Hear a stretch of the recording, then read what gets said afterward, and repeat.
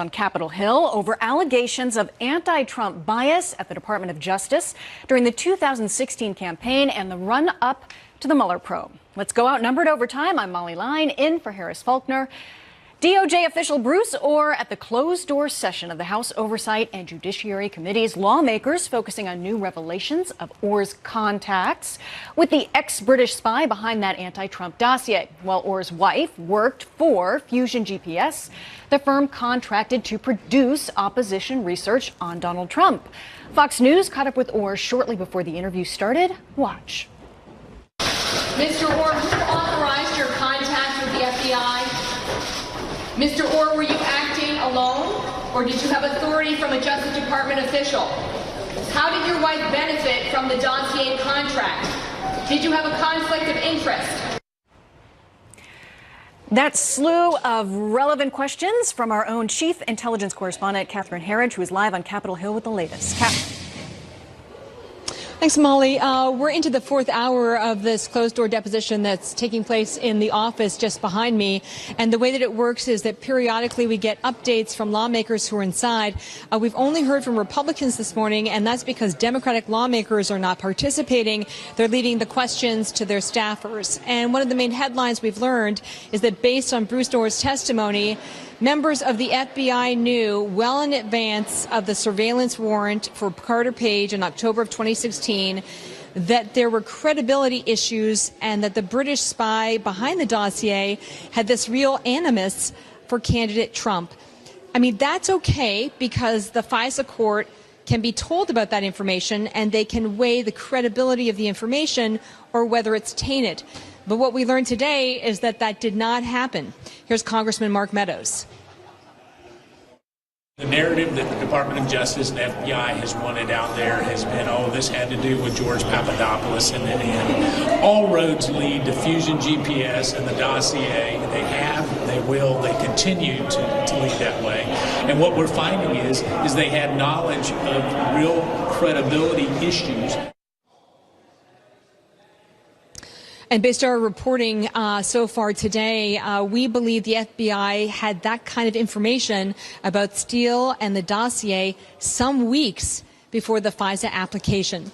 Separately, we also learned from lawmakers that based on the testimony this morning, there appears to be a conflict between what DOJ's Bruce Ohr is saying, what members of Congress have heard from former FBI lawyer Lisa Page, as well as the deposition of Glenn Simpson. Glenn Simpson is an important character in all of this because it was his firm, Fusion GPS, that was paid by the DNC and the Clinton campaign for the dossier project. Here's Congressman Gates.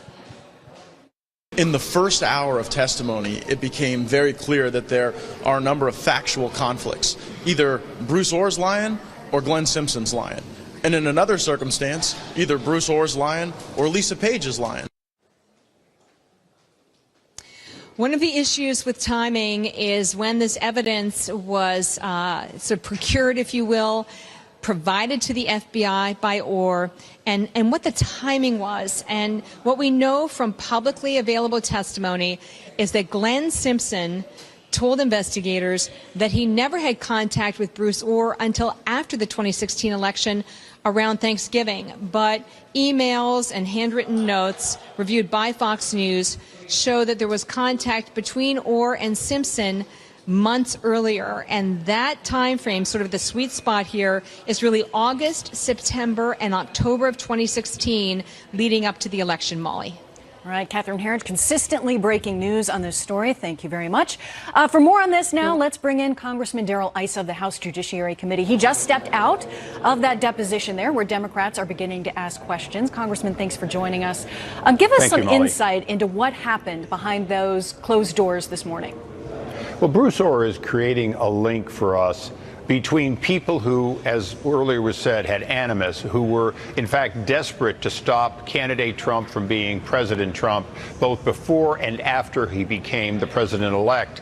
And although Bruce Ohr would appear to claim to be without partisan, his wife, since 2015, knowingly worked on the fine dirt on Trump, try to make this connection with the Russians for which she was paid, and he didn't properly disclose However, what he said to us today, I think that's critical, is he did disclose this, he said, to FBI officials, and he named names, and that then never ended up getting back to the Department of Justice, to his boss, apparently, and certainly not into these FISA warrants, which were only justified to tap on behalf of the government, effectively the Trump campaign and then the Trump operation, by not making them aware of things which, in fact, Bruce Ohr now tells us he did make people aware of. Is Bruce Ohr cooperating, essentially? Is he being open with the folks that are asking those questions? Bruce has a poor memory. He seems to not remember a lot of details. And, you know, poor memories are often claimed by people who want to stick to what they can say and not be caught in perjury. So I would say that when he answers, it's been candid. There's been no refusal to answer any particular question. But he does seem to have a poor memory, and sometimes upon refreshing of that memory, like meeting with people in July rather than August, that's been helpful. Obviously, we're still connecting the dots. We don't have nearly the amount of paper proof we'd like to have, but we do know this. Bruce Ohr makes a connection where, as an attorney, he did something he never should have done, which is he became part of the continuity of evidence. He became a fact witness and he, in fact, became part of an investigation that was funded by the Democratic National Committee and Hillary Clinton and pursued by Peter Strzok and Lisa Page, who obviously had real hatred for the president. So the FBI drops Christopher Steele, the ex-British spy, as a source in November of 2016 because he's essentially leaking to the media. But then he doesn't leave the picture. We have text messages. Catherine Herridge has been talking about that in her reporting, that Ohr continued to have contact with Steele, that this was sort of a back channel. Is this particularly abnormal? And does Bruce Ohr, behind closed doors, acknowledge that this was something perhaps that wasn't standard practice? Bruce Ohr admitted to us that it never happened in his nearly 30-year career, that he'd never been involved in something just like this. It's also very clear that, as you say, he became a back channel, willing back channel, but then later the FBI actually sent back the other way, that they wanted to talk to him directly. In other words, even after they fired him, he had no credibility. They produced FISA warrants that did not make clear his lack of credibility. They then re-engaged him in some direct fashion.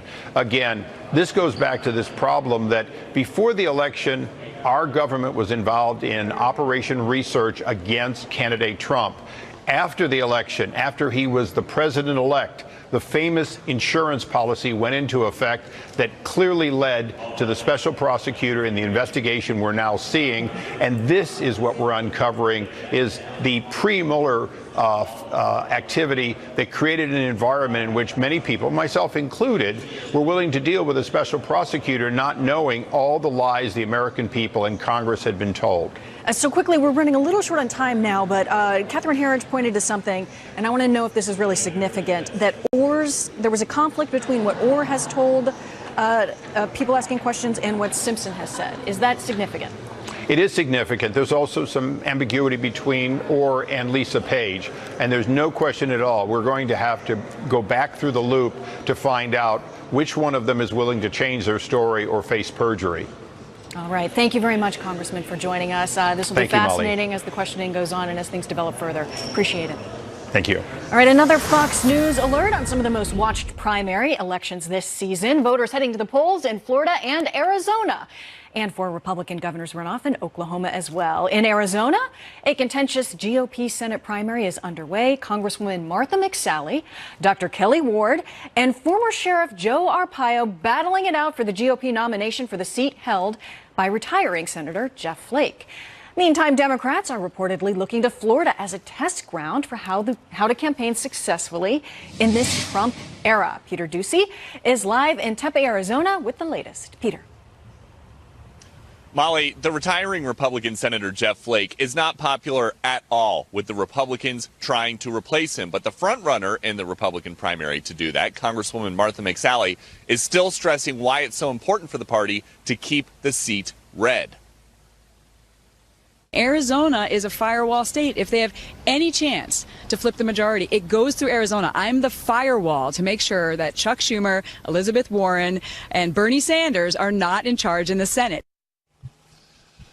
In today's primary, McSally is facing the immigration hardliner Sheriff Joe Arpaio, who won a pardon from President Trump a year ago this week, and Dr. Kelly Ward, who is cleaning up a controversial Facebook post where she suggested that the McCain family ended the late senator's cancer treatment at a time that would hurt her politically. The winner is going to face the winner of the Democratic primary, where Congresswoman Kyrsten Sinema is the clear frontrunner, and she's already out with a statewide ad in Spanish.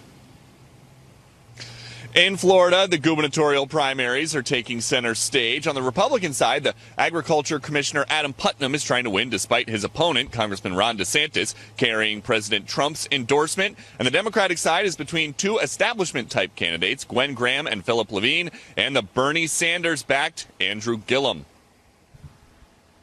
We are not going to let Trump and his friends divide us up.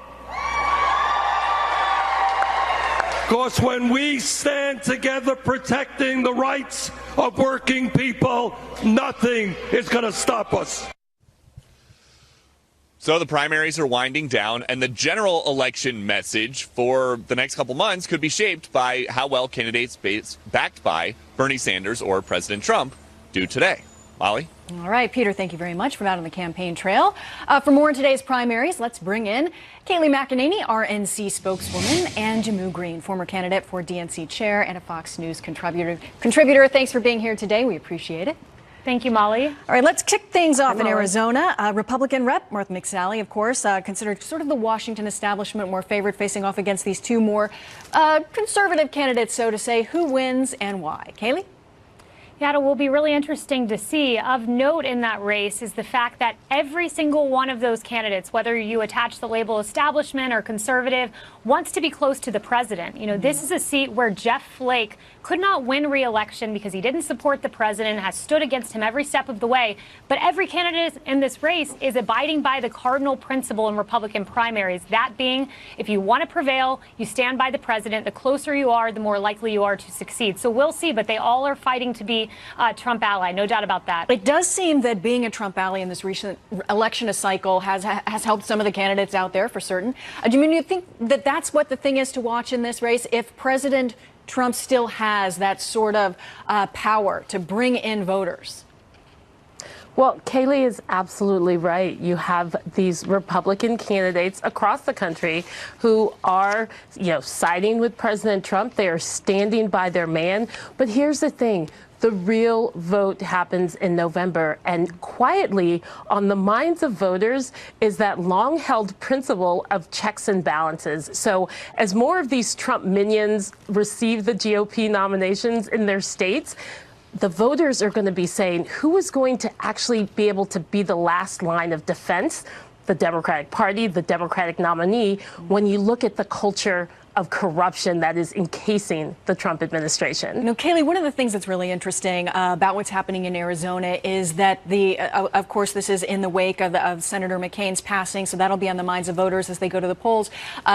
Senator Flake, who was a big critic of President Trump over the course of his time in office since the president took office, is leaving. So potentially, whoever wins the Republican side could be more friendly to the president. And then, of course, there will be someone appointed to fill, however briefly, in for Senator McCain as well. So regardless of what happens in Arizona, in a sense, does President Trump get a little bit of a win?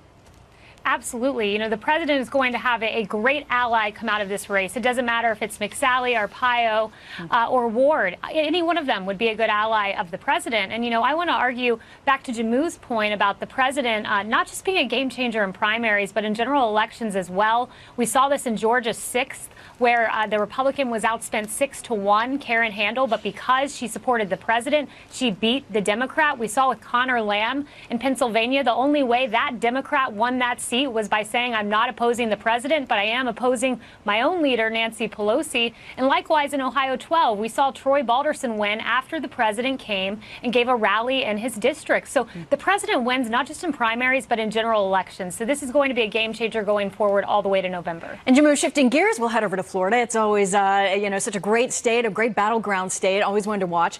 The Democrats there are hoping that they will be able to take the governor's seat back. It's been held in Republican hands for for 2 decades now. So that is a very competitive primary race, and they want someone strong to come out that's ready to compete in the general election.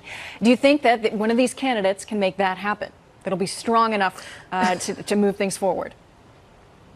Absolutely. And I think it actually, to Kayleigh's previous point about these races where President Trump was able to make a difference in these districts that should not have been competitive, and they were competitive because of